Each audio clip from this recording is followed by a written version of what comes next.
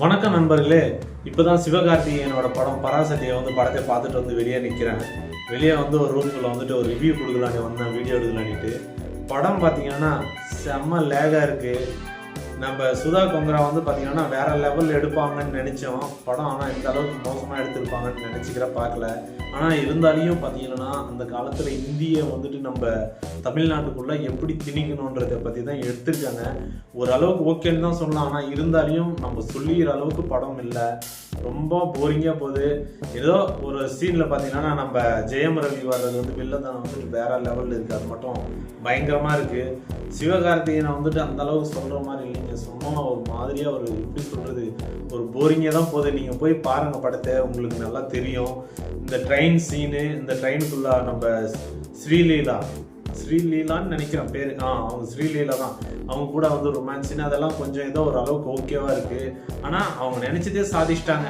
நம்ம டிஎம்கேவும் பிஜேபியும் சேர்ந்து நம்ம தளபதியோட ஜனநாயக படத்தை பார்த்தீங்கன்னா எப்படியோ நிப்பாட்டிட்டாங்க. அது 21ஆம் தேதி தான் கோர்ட்டு மறுபடியும் தீர்ப்பு கொடுக்க போறாங்க. 21ஆம் தேதி என்ன கொடுக்க போறாங்கன்னு தெரியல. அவங்க நினைச்சதை சாதிச்சிட்டாங்கன்னுட்டு ரொம்ப ஹாப்பியா இருக்காங்க. ஆனால் நம்ம தளபதியோட படம் ஜனநாயகம் எப்போ வருதோ அப்போதான் பார்த்தீங்கன்னா நம்மளுக்கு பொங்கல், தீபாவளி எல்லாமே அன்னைக்கு தான். ஆனால் இந்த சிவகார்த்திகேயனை எப்படியோ எப்படி சொல்றது, சிவகார்த்திகேயன் எப்படியோ தப்பிச்சுட்டான்.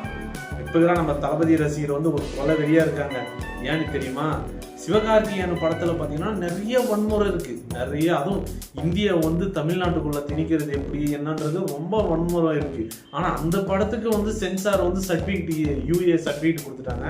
நம்ம தளபதியோட படத்துக்கு பாத்தீங்கன்னா சர்டிபிகேட்டே கொடுக்க மாட்டேன்றாங்க. காரணம், ரெண்டு பேரும் டிஎம்கேவும் பிஜேபியும் சேர்ந்துக்கிட்டு எப்படின்னா இவனை ஒழிச்சு கட்டணும் விஜய் அணிட்டு பிளான் பண்ணிட்டு ஒழிச்சு கட்டிட்டு இருக்காங்க. இது எந்த காலத்திலையும் நடக்காது. இதுல எப்படியும் 21ஆம் தேதி தீர்ப்பு வந்ததுக்கு அப்புறம் மறுபடியும் ஜனநாயகம் ரிலீஸ் ஆக போகுது. அப்போ நாங்க வேற லெவல்ல கொண்டாட போறோம். இந்த பராசக்தி படத்துல பாத்தீங்கன்னா நிறைய வன்முறை இருக்கு. ஆனா அதுக்கு மட்டும் எப்படி பர்மிஷன் கொடுத்தாங்க, அதுதான் எனக்கு ஒன்றும் புரியல. கூடு சீக்கிரமே இதுக்கெல்லாம் பதிலடி நம்ம தளபதி கொடுப்பாரு. எல்லாருக்கும் பார்த்தீங்கன்னா நிறைய பேருக்கு, டிஎம்கேக்காருக்கு, நம்ம சிவகார்த்திகேயனோட ரசிகர்களுக்கெல்லாம் ஒரே கொண்டாட்டமா இருக்கும்.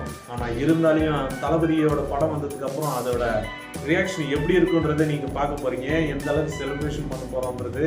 ஆனா சிவகார்த்திகேயன் நம்ம தளபதி தேவையில்லாத அவனுக்கு துப்பாக்கி கொடுத்துட்டாங்க. சிவகார்த்திகேயனுக்கு அவனை இப்ப கோட்டு படத்துல அவனை ஃபேமஸ் பண்ணி விட்டுட்டாரு. ஃபேமஸ் பண்ணி விட்டுட்டு லாஸ்ட்ல பாத்தீங்கன்னா நம்ம தளபதிக்கே ஆப்படிச்சிட்டோம். இருந்தாலையும் பரவாயில்ல, இருக்கட்டும், பரவாயில்ல, வளர்ற நடிகை வளரட்டும். நம்ம தளபதி வளரட்டும் சொல்றாரு. ஆனா நம்மளுக்கு அவன் வளர்ந்த எனக்கு பிடிக்கவே இல்லை. ஏன்னா இது வரைக்கும் சிவகார்த்திகேயனா எனக்கு ரொம்ப பிடிக்கும்.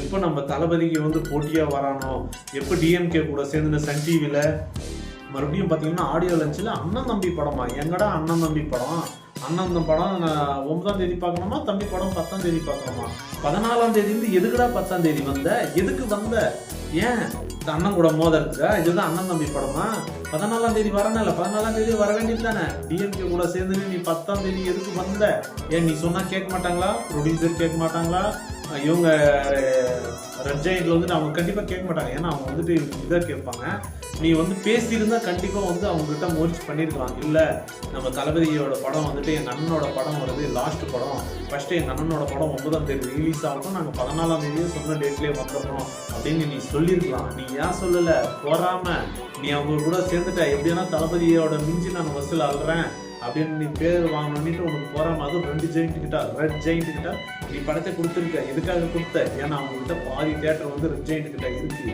அவங்க கிட்ட கொடுத்தா பெரிய பெரிய தியேட்டர் எல்லாம் நம்மளுக்கு கொடுத்துருவாங்க, சின்ன தியேட்டரை விஜய்க்கு கொடுப்பாங்க நம்ம தளபதிக்கு. அப்ப கொடுத்தா பாத்தீங்கன்னா எதுல கலெக்ஷன் அதிகமாகவும் பெரிய பெரிய தியேட்டர்ல தான் சீட் காலியா இருக்குன்னுட்டு அங்க நிறைய கலெக்ஷன் ஆகணும்னு பிளான் பண்ணிட்டு நீ அங்க போயிட்ட. ஆனா இந்த படத்தை எந்த அளவுக்கு மட்டம் தட்ட முடியுமோ அந்த அளவுக்கு தட்டுறங்க. படம் மொக்கையான படம். நீங்க கீழே கமெண்ட் பாக்ஸில் கமெண்ட் பண்ணுங்க. தளபதி ரசிகர் நம்ம சிவகார்த்திகேயன் எந்த அளவுக்கு பண்ணியிருக்கான்றது உங்களுக்கே தெரியும். நம்ம தளபதி எந்த அளவுக்கு பழி வாங்கணும்னுட்டு வாங்கிட்டாங்க டிஎம்கேவும் பிஜேபியும் சேர்ந்துட்டு. ஏன்னா இப்போ பார்த்தீங்கன்னா 21ஆம் தேதிக்கு பண்ணிட்டாங்க. படம் எப்போ வருதோ அப்போதான் நம்மளுக்கு தீபாவளி, பொங்கல். என்ன அண்ணின்றது கீழே கமெண்ட்ஸில் சொல்லுங்க. உங்களுக்கு எந்த அளவுக்கு இந்த படம் பிடிச்சிருக்கா பிடிக்கலையான்னுட்டு கீழே கமெண்ட்ஸில் சொல்லுங்க கைஸ். ஓகே, பாய், பார்ப்போம். நெக்ஸ்ட் மறுபடியும் வீடியோ ரிலீஸ் பண்ணுறேன். மறுபடியும் செகண்ட் ஹாப் முடிச்சதுக்கு அப்புறம் நான் சொல்றேன். இது ஃபர்ஸ்ட் ஹாப் முடிஞ்சிருக்கு, செகண்ட் ஹாப் பார்த்துட்டு நான் சொல்றேன். Okay bye.